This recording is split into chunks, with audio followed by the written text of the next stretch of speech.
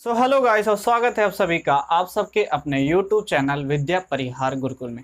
और हमने इससे पहले प्रश्नावली 5.1 के परिचय का फर्स्ट पार्ट को देखा। उसमें हमने कुछ एग्जाम्पल को सॉल्व किए, कुछ नियम कानून को देखे और उसी वीडियो का ये पार्ट 2 है।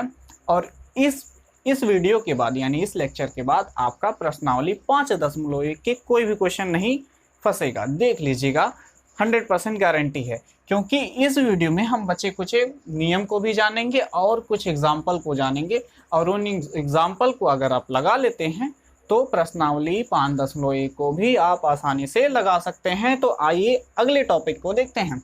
तो हमारे पास जो अगला टॉपिक है वो है आई की घात। आपने पिछले वाले वीडियो में आई का मतलब क्या होता है, आयोटा, इसके बारे में आपने जान लिया होगा। अगर आपने वाला वीडियो नहीं देखा तो आपको इस वीडियो के डिस्क्रिप्शन में उस वीडियो का लिंक मिल जाएगा, वहां से आप चेक कर सकते हैं। तो आइए देखते हैं हमारा अगला टॉपिक। हमारा अगला टॉपिक है वो है आई की घात। आई की घात यानी पावर ऑफ आई, आयोटा, इसको देखते हैं। अच्छा, आपने जाना होगा, आपको इससे पहले पता हो गया होगा कि आई का मान क्या होता है। आई का मान क्या होता है, √-1, ये होता है आई का मान। अच्छा, ये अगर आई का मान होता है तो हमने ये बताया था अगर आई स्क्वायर हो तो इसको क्या लिख सकते हैं, हम आई गुणे आई लिख सकते हैं कि नहीं, लिख सकते हैं। अच्छा, यहाँ पे इनका मान रख दो। आई का मान क्या है, √-1 गुणे √-1। यहाँ से आई स्क्वायर का मान क्या आ गया, आई स्क्वायर का मान क्या आ गया, इसको गुणा करोगे तो -1 आ जाएगा। ठीक है। अच्छा, अगर हम बोल दें, अगर हम पूछें कि आप बताइए आई की घाते 3 का मान क्या होगा, तो इसको हम क्या लिख सकते हैं, आई की घाते 2 गुणे आई लिख सकते हैं कि नहीं। ठीक है, ये आई ही है। ठीक है, ये आई ही है। इसको आई स्क्वायर गुणे आई लिख सकते हैं। आई स्क्वायर का मान आपको कितना पता चल गया, -1 गुणे, इसको आई ही रहने देते हैं। ठीक है, तो आई की घाते 3 का मान क्या हो गया, -i हो गया। ठीक है। अच्छा, हम ऐसे ही आई बना देते हैं। ठीक है, अब समझ में आ रहा है, समझ में आया। आई की घाते 3 का मान कितना है, -i है। ठीक है, एक और देखते हैं, आई की घाते 4। आई की घाते 4 को हम क्या लिख सकते हैं, आई का स्क्वायर गुणे आई का स्क्वायर लिख सकते हैं कि नहीं। अच्छा, आई का स्क्वायर का मान कितना है, -1। ठीक है, इसका भी -1 होगा। ये दोनों गुणा होकर के कितना मान आ जाएगा, 1 आ जाएगा। ठीक है, यानी हमको मिल गया आई का मान तो पता ही है, √-1, आई स्क्वायर का मान -1, आई की घाते 3 का मान -i और आई की घाते 4 का मान 1। ठीक है। अच्छा, इसको हम किनारे लिख लेते हैं, आगे सॉल्व करने में हमको आसानी होगी। तो हमको मिल गया क्या क्या, आई की घात हमको पता है, आई की घात 1 वाला, यानी आई को हम क्या लिखेंगे, √1। ठीक है, आई का स्क्वायर हो, यानी आई का स्क्वायर हो तो इसका मान क्या होगा, हमने निकाल लिया -1। ठीक है, आई की घाते 3 हो, आई की घाते 3 हो तो इसका मान कितना आ गया, -i। ठीक है, और आई की घाते 4 हो तो इसका मान कितना आ गया हमारे पास, सॉरी, आई की घाते 4, ये 4 है। ठीक है, इसका मान कितना आ गया, 1। अच्छा, अब हम इसी का यूज करके, यानी इन्हीं चारों का यूज करके हम कोई भी आई का घात कोई भी हो, हम उसका मान निकालना सीख लेंगे। ठीक है, जैसे इस वाले कॉन्सेप्ट का यूज करके हम निकालेंगे। मान लीजिए आई की घाते 221 है, आई की घाते -140 है, आई की घाते बोल देते हैं 311 है। इन सभी का मान निकालेंगे। लेकिन एक बात याद रखिएगा, एक बात याद रखिएगा, जितने भी आई की घात होंगे ना वो पूर्णांक होंगे, चाहे माइनस में हो या प्लस में हो, लेकिन वो एक पूर्ण अंक होने चाहिए। यानी यहाँ पे आई की घाती जैसे 14.5 ऐसा कुछ नहीं आएगा, क्योंकि ये पूर्णांक नहीं है, पूर्ण अंक नहीं है। पूर्ण अंक होने के लिए क्या चाहिए, उसमें डेसिमल वगैरह नहीं होना चाहिए। ठीक है, तो ये नहीं होगा। ठीक है, बाकी ये सभी होंगे, जितने भी पूर्णांक होंगे उतने सभी का हम यूज कर का मान निकालेंगे। ठीक है, यानी उन सब का मान निकाला जा सकता है। अच्छा, इन सभी का मान हम निकालेंगे कैसे, ये भी तो एक है। ठीक है, हमने तो इतना का मान पता चल गया, आई का मान इतना है, आई स्क्वायर का मान -1 है, आई की घाते 3 का मान -i है, और आई की घाते 4 का मान 1 है। इतना तक हमको पता चल गया। ठीक है, समझ में आ गया। अब आगे देखते हैं, यानी इन सब का मान हम कैसे निकालेंगे, तरीका होगा ना। चलो आओ देखते हैं। इसको हम किनारे रख देते हैं। ठीक है, इसका मान निकाल दिए हैं और आगे इसका यूज करेंगे। चलिए, अच्छा, दुनिया का कोई भी पूर्णांक हो, जैसे हम कोई एक पूर्णांक ए ले लेते हैं, कोई भी पूर्णांक है। ठीक है, अगर हम इसको 4 से भाग दें, आई की घाते 4 तक हमको मान पता है। ठीक है, इसके आगे निकालने के लिए हम इसी का यूज करेंगे। ठीक, तो इसी 4 का यूज किए हैं। अगर हम 4 से भाग दें, यानी कोई भी पूर्णांक हो 4 से भाग दें, तो उसका शेषफल क्या क्या हो सकता है, उसका शेषफल क्या क्या हो सकता है। एक तो 0 हो सकता है, 1 भी हो सकता है, 2 भी हो सकता है, 3 भी हो सकता है, 4 भी हो सकता है। नहीं, 4 होगा तो कैंसिल आउट हो जाएगा ना। देख लो, एक आध एग्जांपल ले लो। जैसे मान लो हम कोई घा ले लेते हैं, मान लो हम 13 ले लेते हैं। ठीक है, इसको 4 से भाग दे देते हैं, तो 4 3 12 और इसको 1, यानी शेषफल कितना आ गया 1। 0 कब आएगा, जब यहाँ पे 16 होगा, तो 4 16। अगर यहाँ पे हम 14 ले लें तो 2 बचेगा, 15 ले लें तो 3 बचेगा। ठीक है, तो यानी ये क्या होंगे, यही इतने शेषफल आ सकते हैं अगर किसी भी संख्या को हम 4 से भाग दें। ठीक है, अच्छा, अब हम 4 से भाग दें तो एक कोई संख्या हो सकते हैं। अच्छा, संख्या क्या क्या बन सकती है, उसको देखते हैं। उसको हम कुछ इस तरह लिख सकते हैं, a = हमारे पास जो संख्या बनेगी वो 4k + r जो है वो शेषफल है। नहीं समझ में आया? चलो एक एग्जांपल से देखते हैं। जैसे हमारे पास 4 से हम भाग दे रहे हैं 19 को। ठीक है, तो 4 चौके 16 और इसका 3 इसका भागफल बचेगा, तो इसको हम क्या लिखेंगे, 4 × 4, इसको क्या लिखेंगे 4 × 4 + 3, इसी तरह लिखेंगे। यहाँ पे 1 4 तो यही है, और k का मान यहाँ पे क्या है, वो भी 4 है। ठीक है, तो हम इसी तरह लिखे हैं। ठीक है, ज़्यादा कंफ्यूज होने की जरूरत नहीं। ये हम जो संख्या लिखे हैं ये वाला, वो कुछ इस तरह लिख सकते हैं। समझ में आ रहा है हम इसको ऐसे क्यों लिखे हैं? अच्छा, इसको हम इस तरह लिख सकते हैं। अच्छा, तो संख्याएं क्या क्या हो सकती हैं उसको देखते हैं। तो ये जो संख्या हो सकती है, जब शेषफल 0 होगा तो ये क्या होगा 4k + 0। ठीक है, यानी 4k बस होगा। एक और हो सकता है 4k + 1 भी हो सकता है, यानी जब शेषफल 1 आया हो। अरे जब शेषफल 1 आएगा तो इसको 1 लिखेंगे, जब शेषफल 2 आएगा तो 4k + 2 लिखेंगे, और जब शेषफल 3 आएगा तो 4k + 3 लिखेंगे। लिख सकते हैं कि नहीं? यानी ये जो संख्या a होगी, ठीक है, वो कुछ इस तरह होगी। या तो इसका शेषफल 0 होगा, 1 होगा, 2 होगा, 3 होगा, 4 नहीं हो सकता ना। ठीक है, 4 होगा तो 4 से भाग हो जाएगा। यहाँ तक समझ में आया? यहाँ तक क्लियर है? अच्छा, अब देखते हैं, अब इसके आगे हम देखते हैं। यहाँ तक का मान पता है ना, इसको याद रखो। चलो अब इसमें से कोई एक संख्या हम ले लेते हैं। चलो यही ले लेते हैं। हमारे पास है i की घाते 221। ठीक है, अब हम बोल रहे हैं इसका मान निकालो। तो हमारे पास a की जगह पे एक संख्या क्या है 221। ठीक है, अब हम इसको इस वाले मतलब इस फॉर्म में चेंज करेंगे। इस वाले फॉर्म में हम इसको चेंज करेंगे। कर सकते हैं? चलो चेंज करते हैं। हमने क्या बोला है, इसको 4 से भाग दे दो तभी ना इस फॉर्म में आएगा।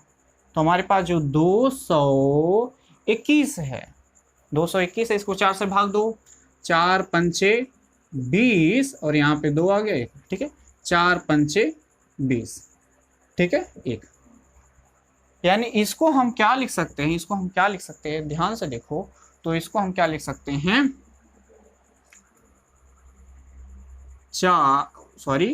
आई की घाते 4 गुणे 55 प्लस 1 लिख सकते हैं। तो इसी तरह हम इसको तोड़ेंगे, लेकिन उससे पहले हम ये देख लेते हैं इनका मान क्या होगा। ठीक है, यानी ये जो घात तोड़ने का तरीका समझ में आ गया, यानी हम इसको इस फॉर्म में कैसे लेकर आएंगे। ठीक है, अभी हम इसका मान निकालते हैं, लेकिन उससे पहले हम इसको देख लेते हैं। ठीक है, यानी इनका मान क्या होगा,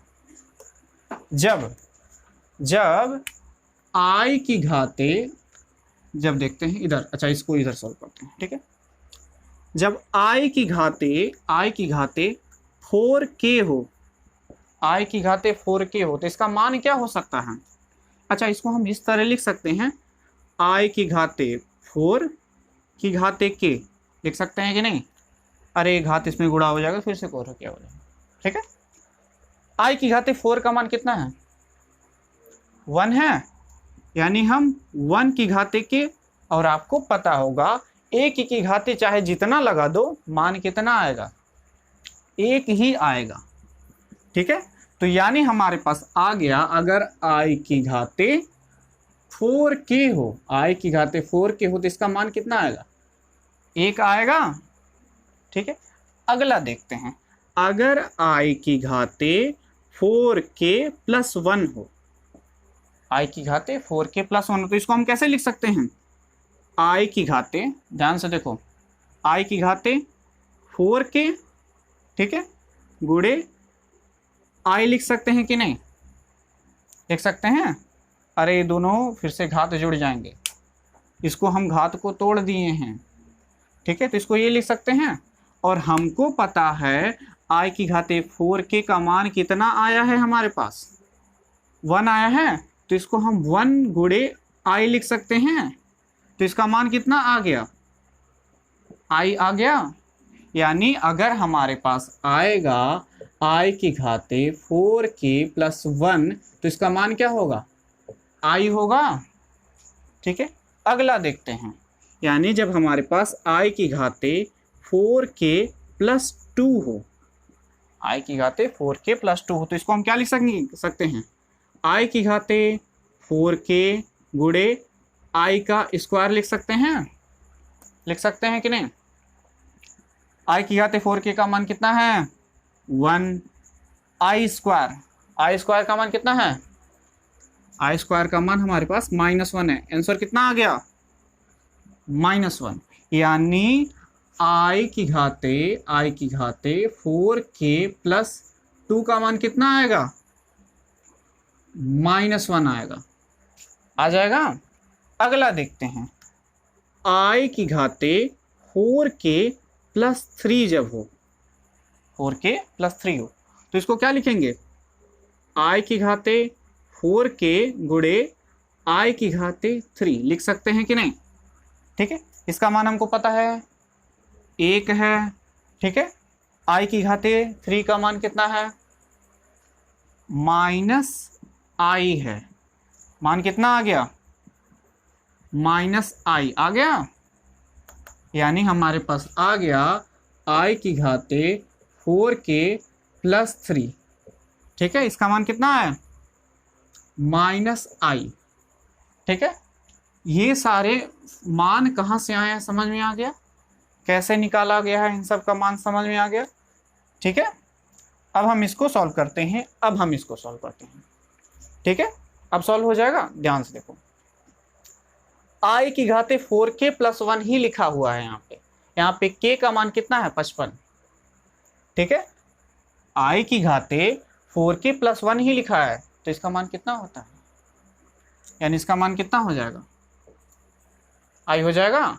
अगला देखते हैं, हमारे पास जो अगला है आई की घाते, हमारे पास है आई की घाते -140। ठीक है, तो -140 को हम तोड़ेंगे भाग दे करके, किससे, 4 से भाग दे करके तोड़ेंगे ना, तभी इस फॉर्म में आएगा। तोड़ देते हैं 140, कितना आएगा, 4 तिहाई 12। ठीक है, 2 और ये 4 पंचे 20, ठीक है, यानी ये किस फॉर्म में आ गया।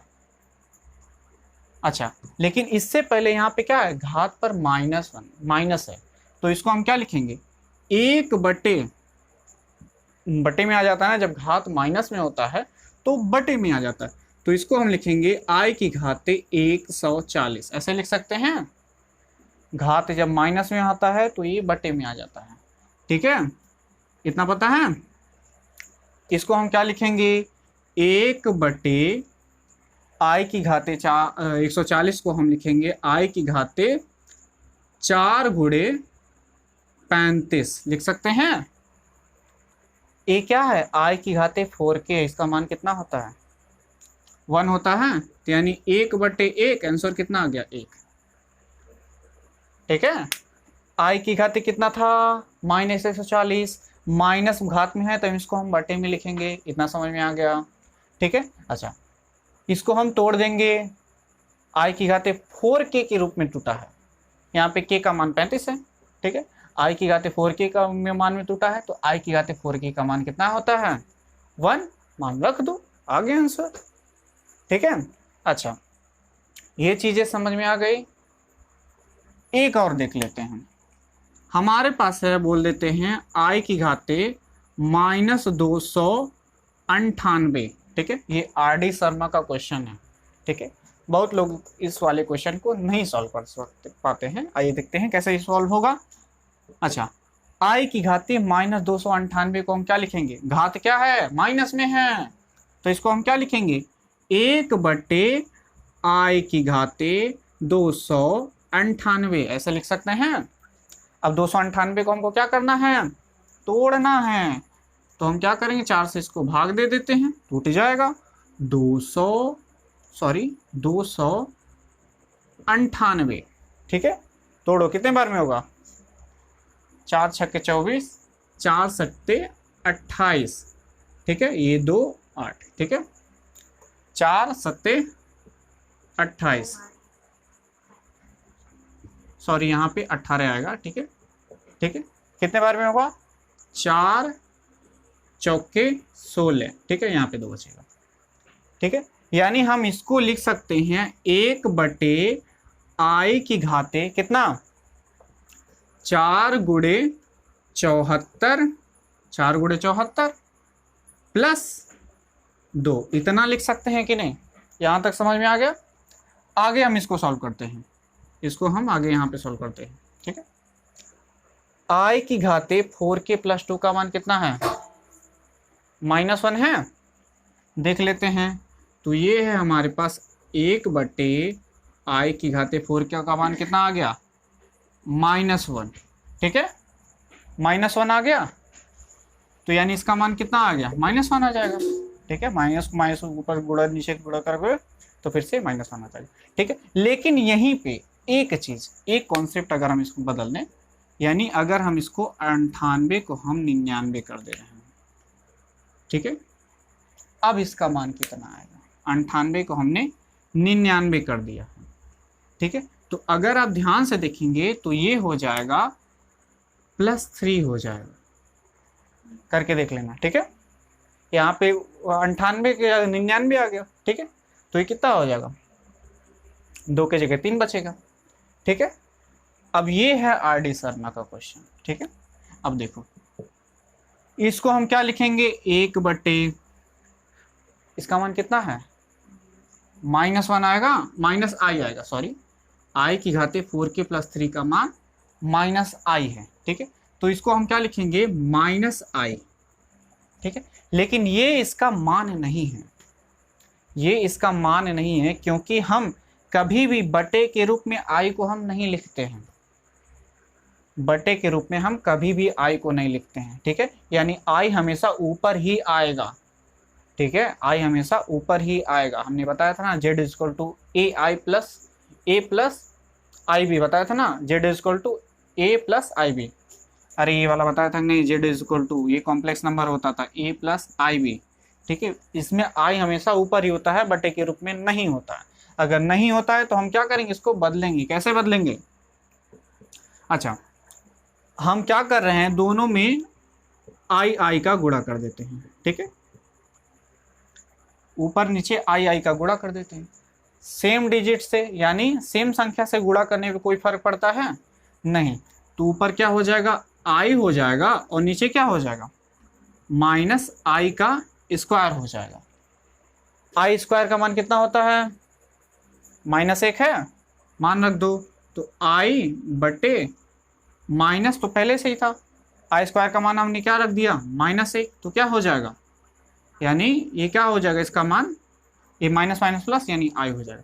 यानी हमारे पास जो आई की घाते -299 का मान आया है वो क्या है, आई है, ठीक है। कई लोग इसी पे यहीं पे ला करके छोड़ देते हैं, वो आंसर गलत हो जाता है, ठीक है। तो इसको नोट कर लीजिए, हम इसके आगे देखते हैं। हमारा अगला टॉपिक है वो है एक ऋण वास्तविक संख्या के वर्गमूल, ठीक है। तो आइए इसका मतलब समझते हैं। यानी हमको वर्गमूल उस टाइप के सॉल्व करना है जिसमें जो संख्या होगी वो ऋणात्मक होंगी, ऐसे नहीं समझ में आएगा। आइए देखते हैं। हमारे पास जो है वो संख्या है वो ले लेते हैं √-16, √-16, ये माइनस थोड़ा बड़ा हो गया, ठीक है। अच्छा, इसका मान बोल देता है निकालने के लिए, इसका मान निकालिए, ठीक है। तो इसका मान आप कैसे निकालेंगे, इसको हम क्या लिख सकते हैं, इसको हम लिख सकते हैं -1 × 16 लिख सकते हैं कि नहीं, लिख सकते हैं। अच्छा, आप इसको तोड़ भी सकते हैं, -1 × √16 ऐसे तोड़ सकते हैं। इसका मान क्या है, इसका मान हमारे पास आई है, तो मान रख देते हैं, ये आई हो गया। और ये √16 का मान कितना है, 4 है, 4 चौके 16, यानी हम इसको लिख सकते हैं 4i। समझ में आया, √16 का मान 4 और ये इसका मान i, ठीक है। अच्छा, एक और कॉन्सेप्ट है, ठीक है, जिसको ज़्यादातर अगर कोई टीचर मैथ का इंटरव्यू वगैरह देने जाता है तो उससे ये वाला क्वेश्चन पूछा जाता है और आपको बताना होता है कि इसमें गलती कहाँ है। आप लोग खुद बताइए कि इसमें गलती कहाँ है। अच्छा, यहाँ पे हमारे पास है 16 धनात्मक है, ठीक है। अच्छा, इसको हम ये लिख सकते हैं कि नहीं, ये लिख सकते हैं कि नहीं, ध्यान से देखिएगा, -4 × -4 लिख सकते हैं। गुणा करके देखो, माइनस माइनस प्लस 4 चौके 16 लिख सकते हैं। अच्छा, इसको हम तोड़ भी सकते हैं, यानी √-4 × √-4 तोड़ भी सकते हैं। गुणा करोगे तो फिर माइनस माइनस प्लस 4 चौके 16 फिर से यही आ जाएगा, यही आ जाएगा कि नहीं। यहाँ पे जब इसको सॉल्व करोगे तो क्या हो जाएगा, वही आ जाएगा, नहीं समझ में आ रहा है। अच्छा चलो, इसको इसी में तोड़ देते हैं, ये सही है कि नहीं, ये समझ में आ रहा कैसे लिखा गया है, ठीक है। अच्छा, इसको हम इसी में तोड़ देते हैं, इसको हम ये लिख सकते हैं -1 × 4 इसको लिख सकते हैं। उसी तरह इसको भी लिख सकते हैं, क्या, -1 × 4 लिख सकते हैं कि नहीं, लिख सकते हैं। हाँ, चलो अब ध्यान से देखो, ध्यान से देखो, हमने इसको हम इस तरह इस फॉर्म में तोड़ दिया। इसका मान क्या है, क्या है, i², तो रख दो। इसका मान है हमारे पास i², इसका मान भी क्या होगा, i² होगा, i²। ये 4 चौके 16 हो जाएगा, ठीक है। बाहर निकालोगे तो क्या हो जाएगा, i² 16 i² हो जाएगा, सॉरी यहाँ पे 4 आ जाएगा, ठीक है। अरे 16 का रूट क्या निकालो, 4 ही निकलेगा। 4 i² लिख सकते हैं, लिख सकते हैं कि नहीं। अच्छा, जब हम इसको लिख सकते हैं तो i² का मान कितना है, -1, यानी इसका मान कितना आ गया, -4, यानी हमारे पास √16 का मान आ गया है -4। इसको सिंपली इस तरह भी समझ सकते हैं, यहाँ से भी तोड़ सकते हैं। जैसे हम इसको लिख सकते हैं √16 को हम लिख सकते हैं, ऐसे लिखते हैं ना, इसको लिख सकते हैं कि नहीं, ऐसे -4 गुणे -4 ऐसे लिख सकते हैं। इसको तोड़ भी सकते हैं, -4 गुणे -4, ठीक है। ऐसे जब तोड़ेंगे, इन सब का मान रखेंगे, इनका जब मान रखेंगे तो क्या हो जाएगा, इसका मान रखेंगे, हम रख सकते हैं -1 गुणे 4, इसको भी हम तोड़ देते हैं -1 गुणे 4 में, ठीक है। यहाँ पे इसका मान रख देते हैं, कितना है, ये हो जाएगा, इस तरह भी देख लो कितना आएगा, I² गुणे 4, और इसका मान क्या है, I² गुणे 4, ठीक है।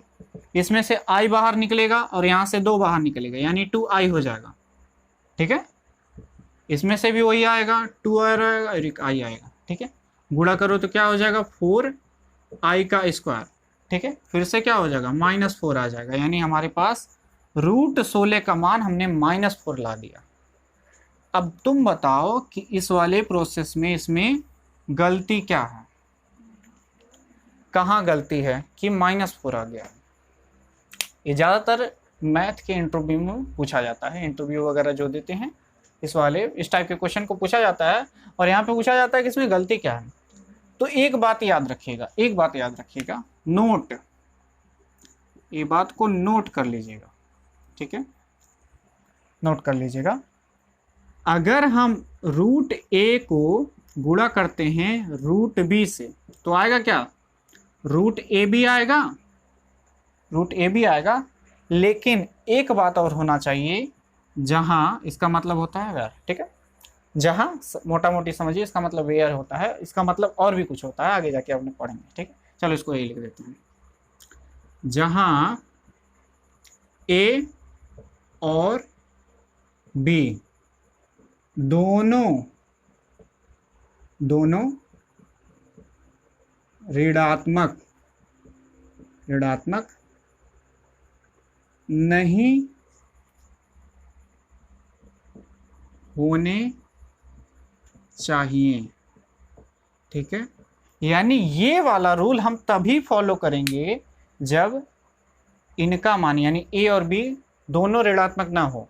इनमें से एक ऋणात्मक हो सकता है, दोनों धनात्मक हो सकते हैं, लेकिन दोनों ऋणात्मक नहीं हो सकते, ठीक है। यही नियम है, लेकिन हमारे पास क्या आ गया, दोनों के दोनों क्या आ गया, ऋणात्मक आ गया, तो ये वाला रूल फॉलो नहीं करता, ठीक है। तो गलती कहाँ हुई, हमारी यहीं पे गलती हो गई है, ठीक है, गलती हो गई ना, हमने यहीं पर गलती कर दिया है, दोनों ऋणात्मक नहीं हो सकते हैं।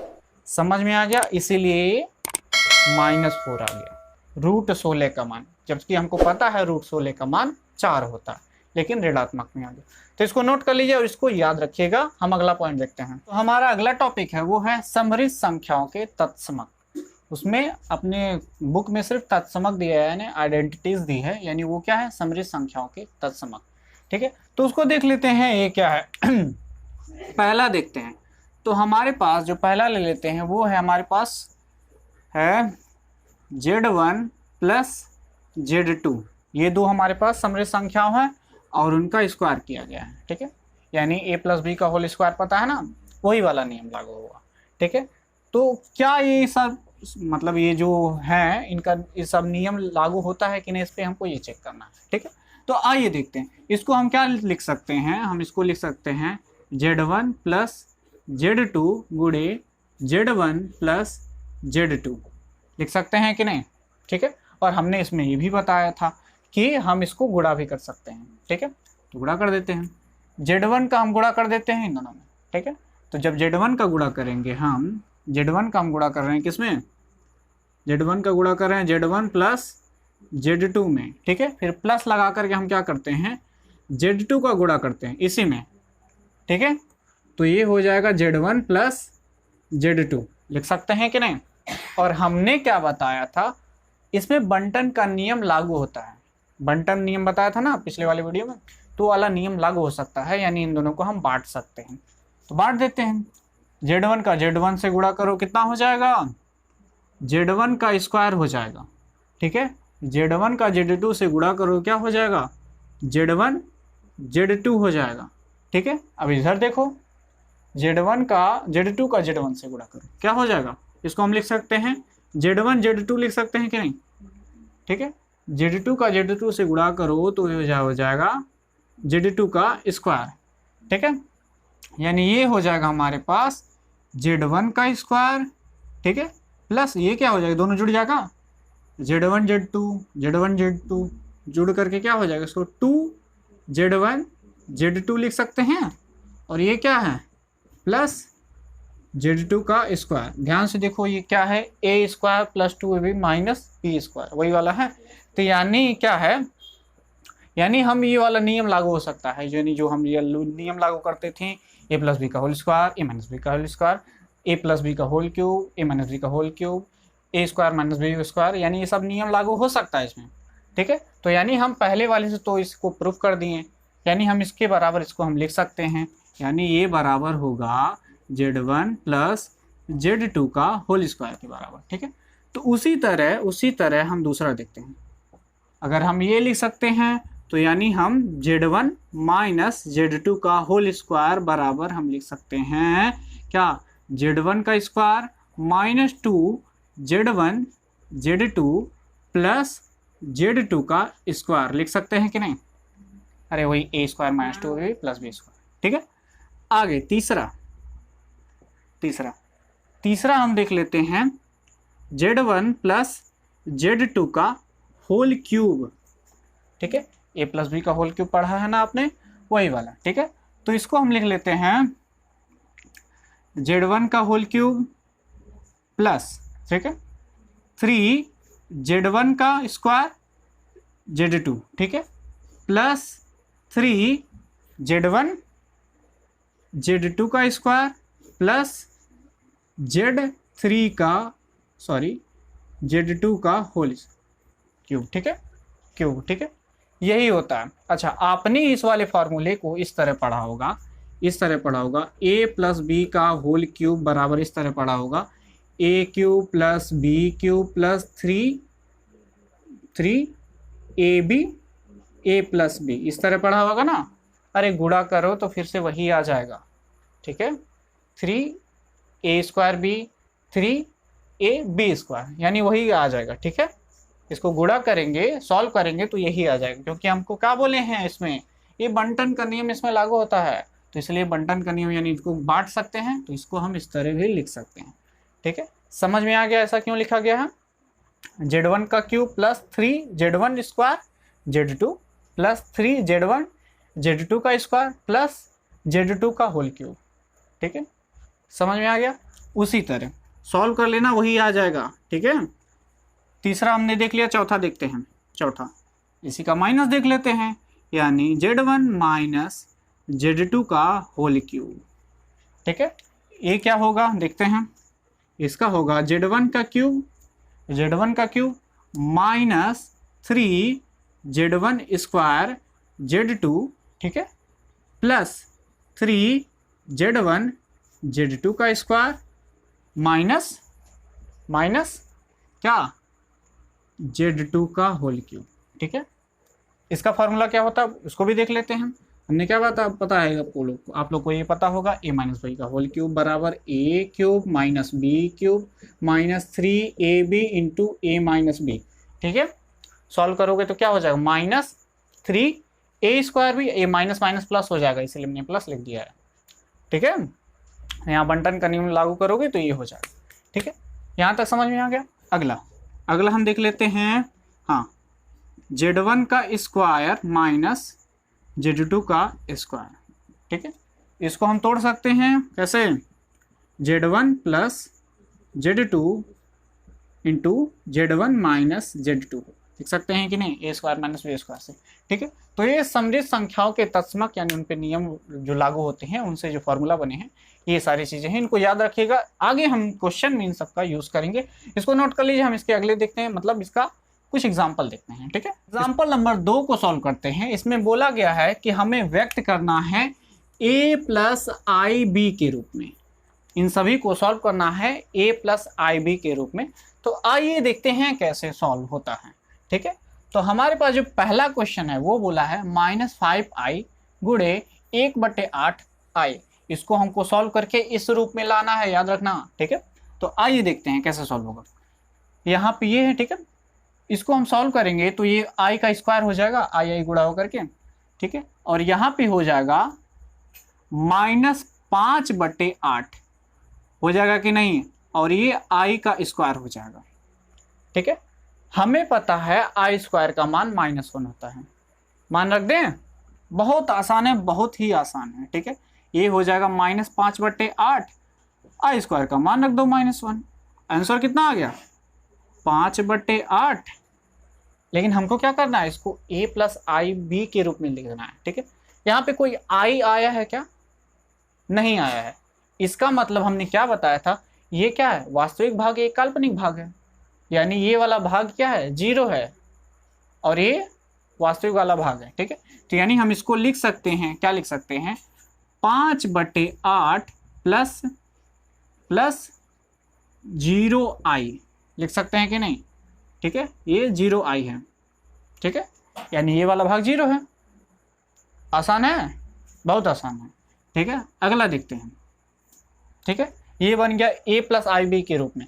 अगला देखते हैं, इसको जेड भी बोल सकते हो। चलो आगे देखते हैं, ये है हमारे पास दूसरा क्वेश्चन है, -i गुणे 2i गुणे -1/8i का होल क्यूब, ठीक है, यानी होल की पावर 3, ठीक है, पूरे की पावर 3।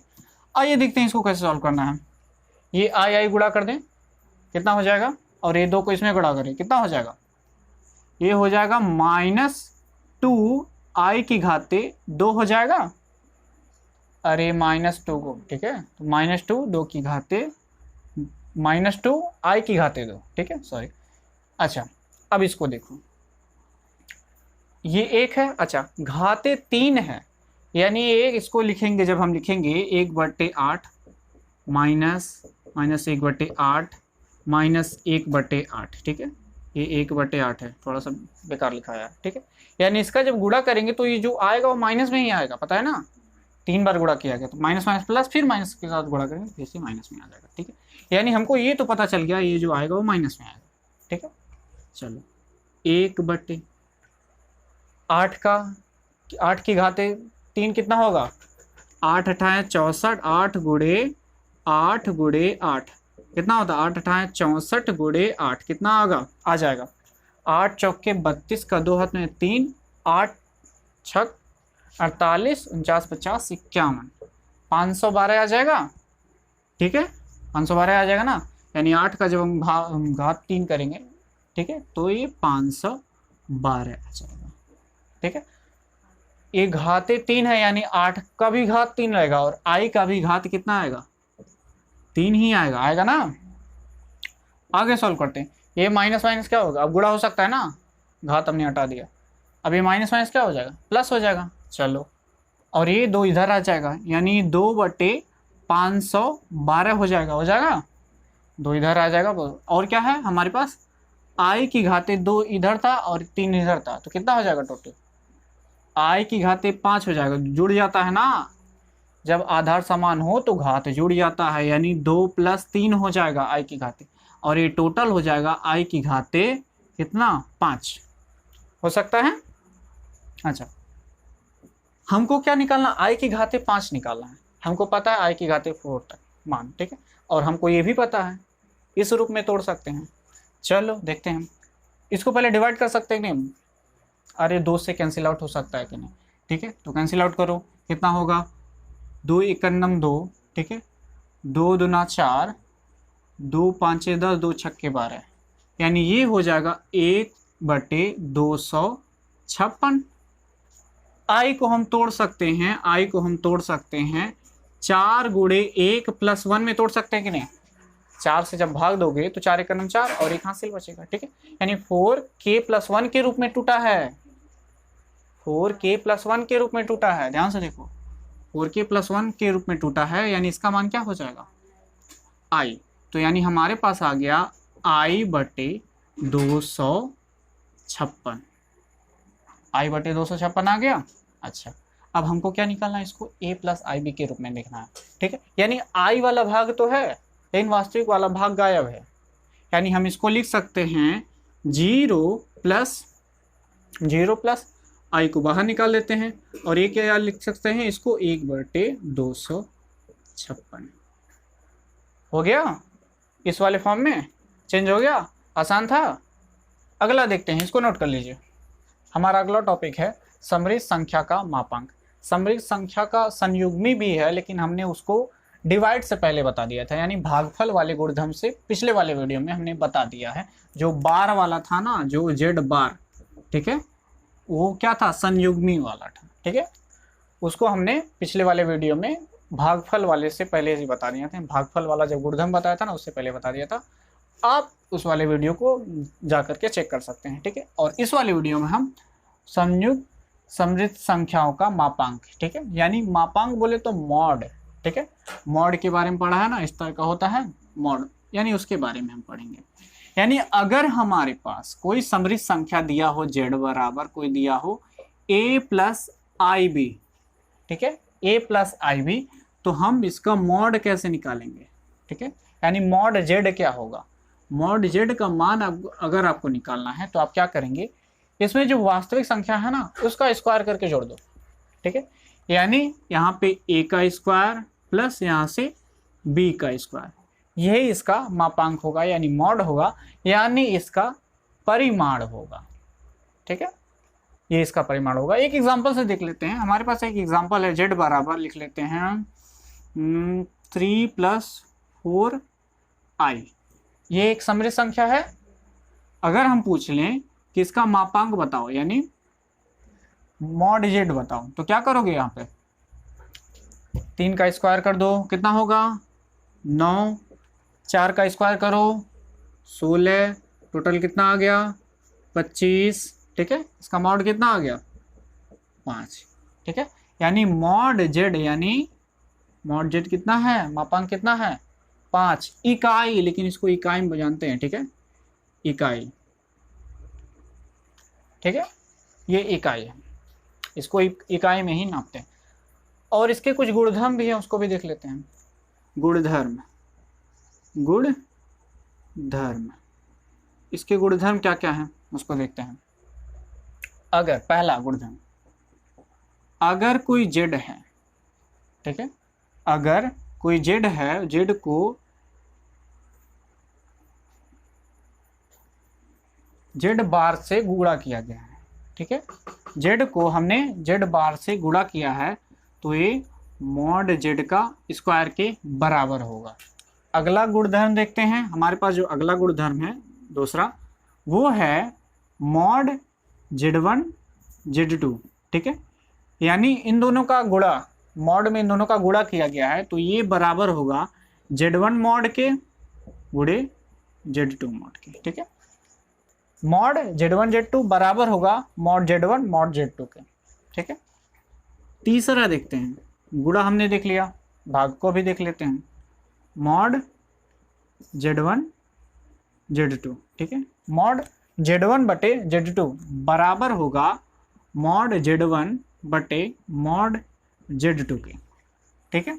अरे जैसे बार वाला पढ़े थे ना, सेम टू सेम वही वाला प्रॉपर्टी है, ठीक है। चौथा देख लेते हैं। हमारे पास जो चौथा है वो हम ले लेते हैं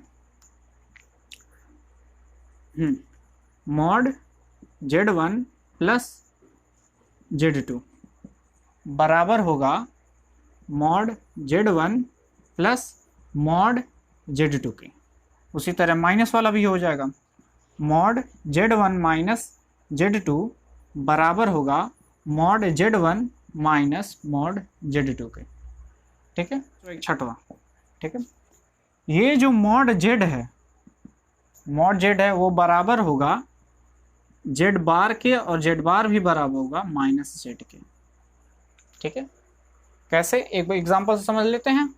अच्छा, z ये है, ठीक है, इसका z बार कितना, मॉड z कितना है 5, ठीक है। z बार कितना होगा, इसका z बार कितना होगा, यानी इस वाले को हम निगेटिव कर देंगे, 3 - 4i, ठीक है।